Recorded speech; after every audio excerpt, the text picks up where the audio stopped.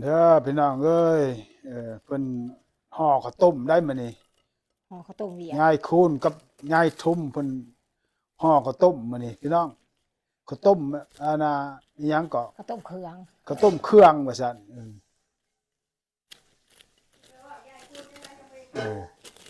บ่ทันเฒ่าดอก60ปลาย เอิ้นโลดเอิ้นโลดบ่ได้เว้ามีจังว่าเพิ่นสิมื้อนี้พาเอิ้นกันเฮ็ดไปโลดกินพี่น้องเอ้ยพากันเฮ็ดอันน่ะข้าวต้มกินไก่เค็มมาเด้อไปจากพี่น้ำพี่น้องลูกหลานมาโลดไปจากตะคุณสิจัดการเหมือน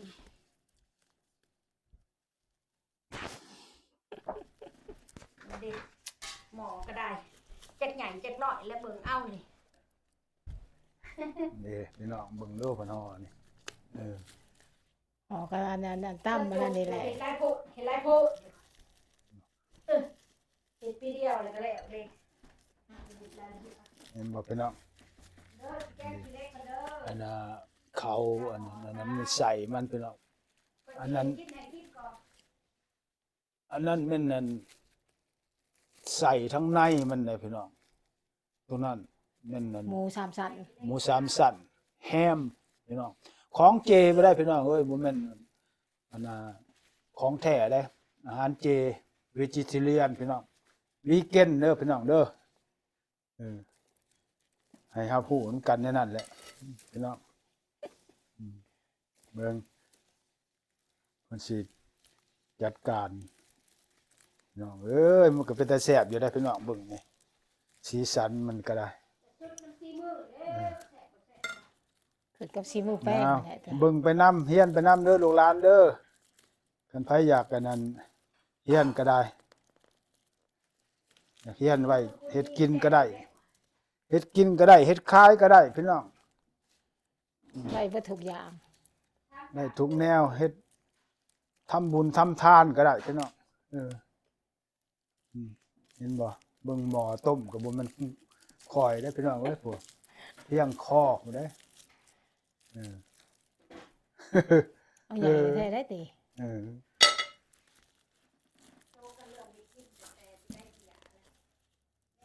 บอกพี่น้องเอ้ยเอาเบิ่งไปน้ำกันลูกหลานคน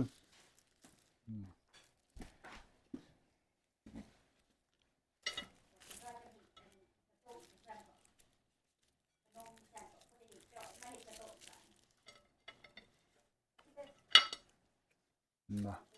จิเอาซะก่อนมันคือใหญ่โพด บรรยายโลดลำเบิ่งกันเลยได้มื้อเช้านี่ยังเขาเบิ่ง ไผแหล่ อืม แหล่ซื้ออันนั้นเพื่อนซื้อแท้เพิ่นถามพรไซ ซื้อดินแล้วเท่าแหล่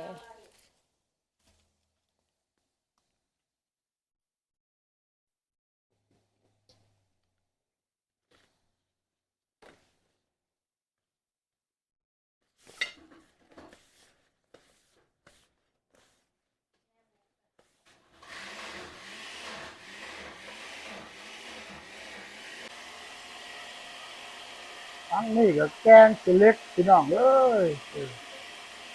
เสียงดังตาอยู่นี่เลยยักษ์บดตัวนี้แหละพี่น้องเห็นบ่เออ ดังอยู่ตาอยู่บ่ฮู้ว่าบทหยังอย่านางพร้อม จะน่าบด เห็นบ่ แก้ น้อง ขี้เล็กนี่แล้ว เด็กสิเล็กก็ได้พี่น้องเอ้ยเออ เป็นขี้เล็กขี้ลานนี่แหละบดมาความสดใส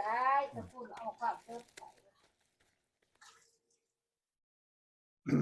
เด็กสิเล็กก็ได้พี่น้อง โอ้ เบิ่งเอา มัน นี่ ได้บดเลยขี้เล็กเนี่ยมันคือแข็ง เห็นบ่ อยู่แกงลูกคน เล็กกีฬาก็ได้พี่น้องเอ้ยเออ มันคือบ่เปื่อยกันนะ เออกินแกงขี้เล็กแหน่กินข้าวต้มแหน่มื้อนี้พี่น้อง ทุกอย่างเลยพี่น้องเลย แกงอัดลองปัดอยู่กับพี่น้องมาก่อนเนาะ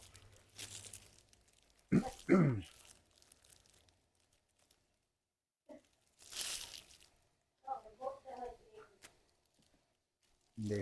คนนี้ก็ได้เนาะ แกงอยู่เรื่องนอกจากชื่อเดียวเนาะ เด้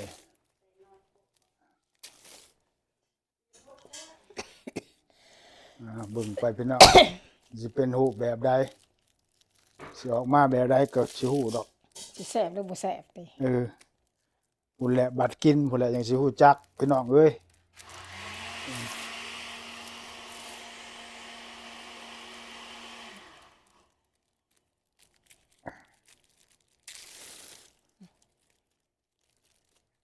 มันน่ะย้ายไปแล้วเด้อเจ้าผู้ฮอ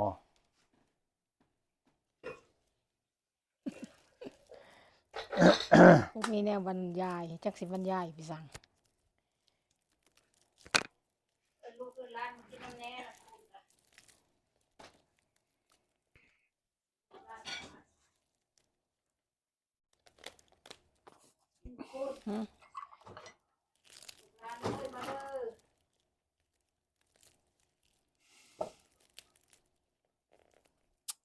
ยังเขาเจ้าบ่อยากนำลูกหลานก็ได้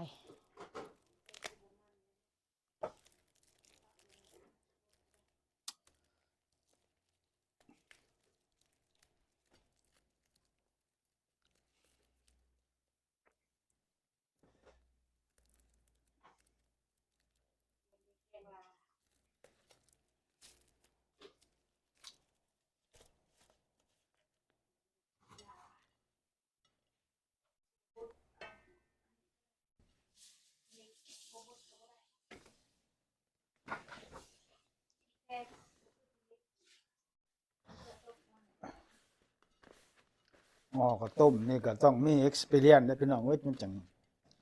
เฮ็ดได้ได้พี่น้องพันวานบ่เคยห่ออะไรยากอยู่ได้พี่น้องเอ้ยเบิ่งคือง่ายๆเด้แต่ว่ามันบ่ง่ายคือคิดได้พี่น้องอืม ต้องใจเย็นนำแหน่จังหอนั่น มันพวกห่อข้าวต้มมันต้องใจเย็น ใจร้อนบ่ได้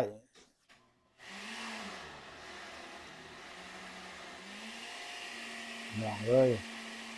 ใจเย็นๆมันอย่างแซ่บพี่น้องคันคนอันนั้นใจบ่เย็นแล้วมาห่อแล้วมันสิบ่แซ่บ เออ แซ่บอยู่เอาใจใส่น้ำคือเขาเว้า บอก อะ ว่าเออ แซ่บอยู่ดอกเอาใจใส่น้ำ เอาใจลงไปใส่น้ำหันมันจังแซ่บ อืม เห็นบ่พี่น้องอืม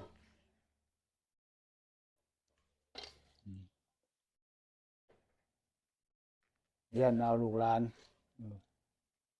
เพราะว่าอันนี้มันหายากเด้พี่น้องเอ้ยลูกหลานเอ้ยเพื่อสิได้เฮ็ด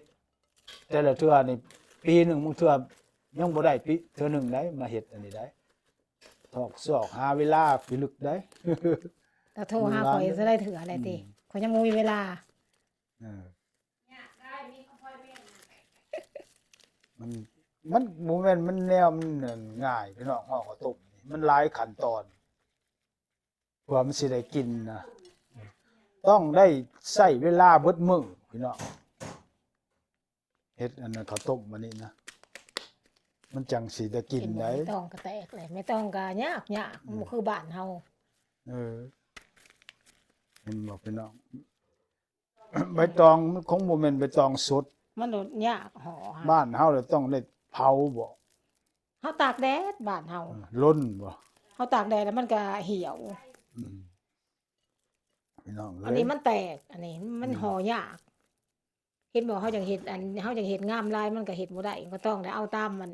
ไม่ต้อง เออ ขนาด เอาเฮ็ดไปตามอันนั้นน่ะ ตามมันบ่มี สภาพของอันนั้น อืม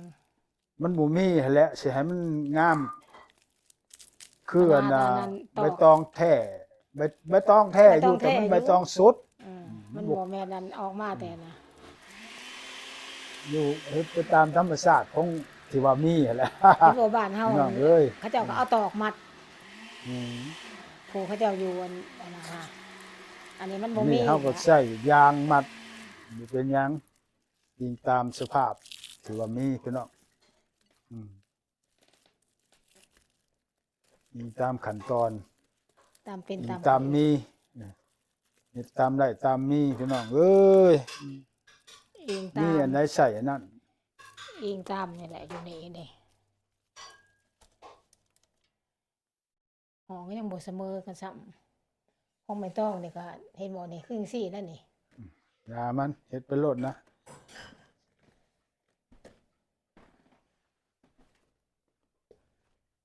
นี่พี่น้องนี่หมอนี่เฮาก็ได้สี่โคมพี่น้องเอ้ย เออเฮาก็ได้สี่โคมพี่น้องลูกหลานเห็นบ่